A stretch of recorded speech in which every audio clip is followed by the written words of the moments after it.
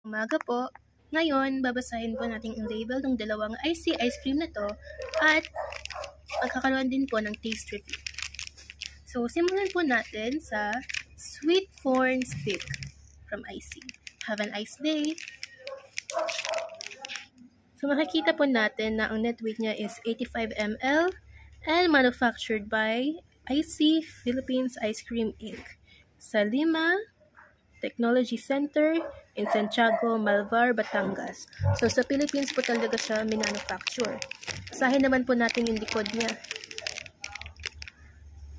So, ang ingredients niya po is water, sugar, coconut oil, wafer cone with wheat flour, cassava starch, eggs, coconut oil, butter, foaming agent, sodium hydrogen, carbonate INS 500 II, iodized salt, artificial food color 1Q4R, Conchinyl red A, INS 124, whole milk powder, high fructose syrup, corn jam 0.05%, contains permitted stabilizers, guar gum INS 412, sodium carboxymethyl cellulose INS 466, xanthan gum INS 415, carrageenan INS 407, carabine gum INS 410, emulsifier mono and diglycerides of fatty acid INS 471, artificial food flavor, artificial food color, tartrazine INS 102. So, allergen warning po, may milk, wheat flour, and egg po ang ice cream na to. Kung allergic po kayo sa mga ingredients na yun, huwag niyo po ito kainin. Tingnan naman po natin ang nutrition facts niya. So, serving size niya po is 85 ml. And ang amount per serving niya is calories. 112 and 41 calories from fat. Total fat niya po is 5 grams. Saturated fat is 2 grams. Trans fat is 0 grams. Cholesterol is 3 milligrams. Sodium is 17 milligrams. Total carbohydrates is 17 grams. Dietary fiber is 0 grams. Sugars is 13 grams. And protein is 1 gram. So, ito po. License, IC Group Holdings, address 80 Robinson Road, health and safety information warning. Do not consume if you are allergic to ice cream. How to use? Use immediately after opening the packaging. So again, ito po yun sa manufacturing niya. And then, tingnan naman po natin kung ano po yung tsura ng ice cream mismo.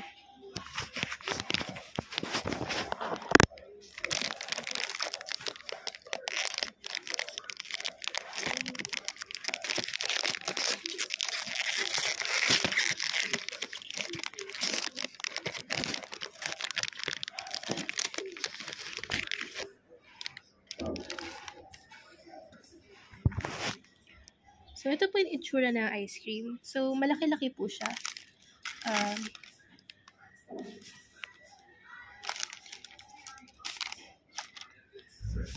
Ito po. Comparison doon sa packaging. And try naman po natin.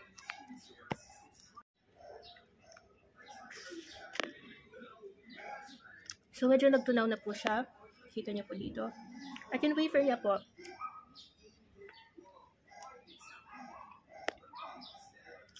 sarap po siya.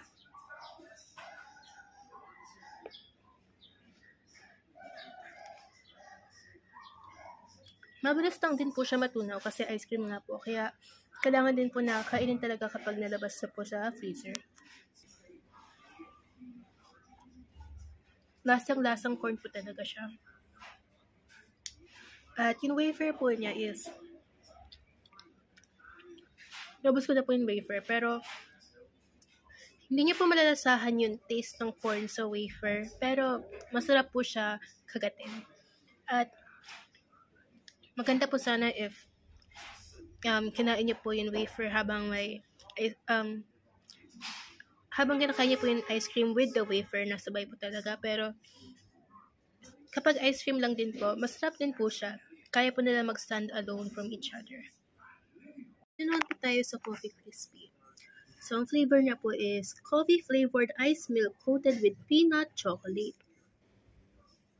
So, ang net weight niya naman po is 70 ml. And katulad din po ng sweet corn stick,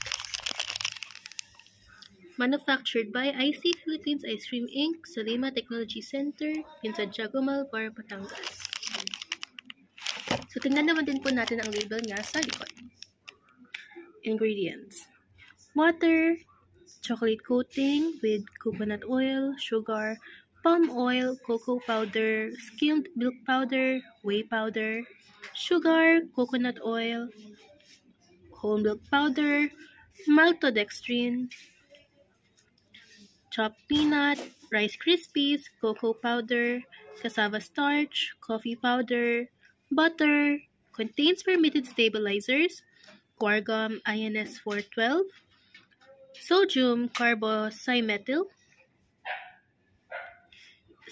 cellulose INS 466, xanthan gum INS 415, carrageenan INS 407, carob bean gum INS 410, emulsifier, mono and diglycerides of fatty acid INS 471, artificial flavor, artificial color, caramel tree ammonia caramel INS 150C, brown HT INS 155, iodized salt. Allergen warning, contains milk, wheat flour, and nut. Tingnan naman po natin ang nutrition facts niya. So, ang serving size niya is 70 ml. And the amount per serving is 145 calories and 77 calories from fat, with 9 grams total fat and 6 grams saturated fat. 0 grams trans fat, 2 milligrams of cholesterol, 15 milligrams of sodium, 16 grams of total carbohydrates, 1 gram of dietary fiber, 12 grams of sugars, and 1 gram of protein. So, same po sila ng license as the sweet corn stick. Health and safety information warning: do not consume if you're allergic to ice cream. How to use immediately after opening the packaging. So, ang shelf life niya po is 2 years. Ayan. So, buksan po natin tong Coffee Crispy.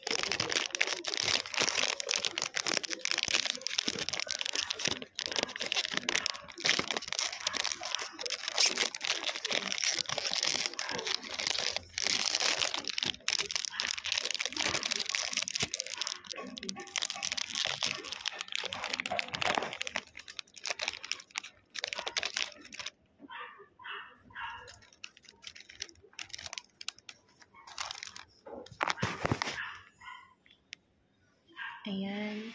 So, halos same na same po talaga siya doon sa packaging. Tingnan naman po natin kung ano po yung lasa niya.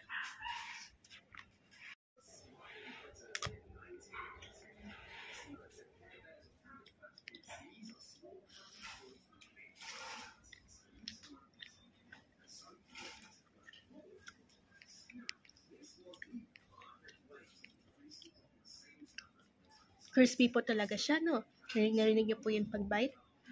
Taste naman po natin yung ice cream mismo.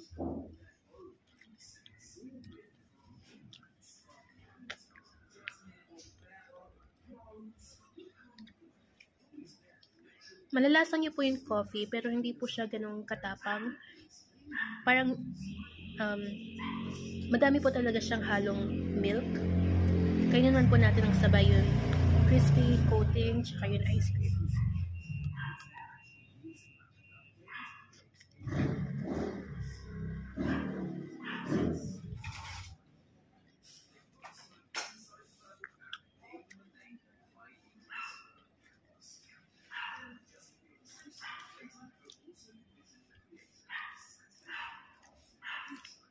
Yung pinaka-favorite part ko po talaga is yung chocolate coating dahil ang sarap po talaga ng nuts. sa coating na yun. And tama lang po yung sweetness ng chocolate niya. Hindi po siya ganong ka-sweet. Pero malalasahan niyo po talaga yung chocolate at matamis-tamis naman din po siya. Pero hindi po kayo kaagad mauumay sa tamis niya. Kaya masarap po talaga yung chocolate na to para sa akin. And nagbagay po yung coffee, ice cream doon po sa coating. Masarap po talaga if sabay niyo pong kinain tulad po doon sa wafer at ng ice cream sa sweet corn.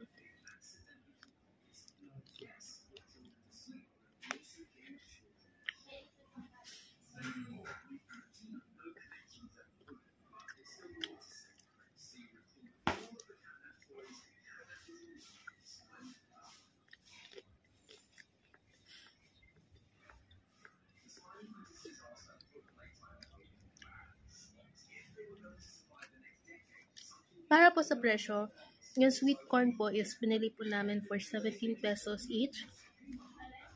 At yung coffee crispy naman po is 21 pesos each. At para po sa laki at taste nila, super worth it na din po yun compared po sa other ice cream brands na medyo mahal na po ngayon at medyo maliit na din po yung servings.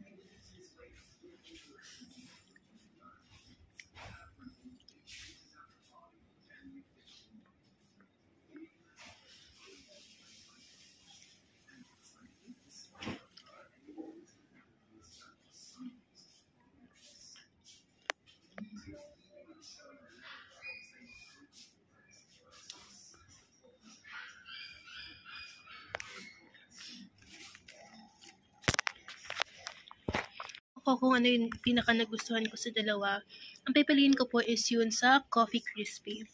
Kasi pareho po silang masarap, pareho po sila hindi super sweet, pero tama po yun lasa. Pero mas nagustuhan ko po yung coffee crispy kasi ang sarap po talaga ng coating niya. Lalo na po yun mga peanuts na nandoon sa coating, malalasahan niyo po talaga. And bagay na bagay po talaga siya doon sa coffee ice cream mismo. Dito po kasi sa sweet corn stick, wala pong lasa yung wafer niya. Pero masarap po siyang kagatin, soft po siya. Yung texture niya po is kino-complement niya po yung lasa ng sweet corn. Pero dito po kasi sa coffee crispy, malasa po yung crispy, malasa po yung ice cream. At kapag kinain niyo po pareho, sobrang sarap po talaga. Kaya kahit po medyo mas mahal po itong coffee crispy, ito po ang palagi kong binibili kapag mabili po ako ng IC ice cream. So, yun lang po. Ito po yung label reading ng sweet corn stick at coffee crispy ice cream from IC at kung ano po ang lasa nila.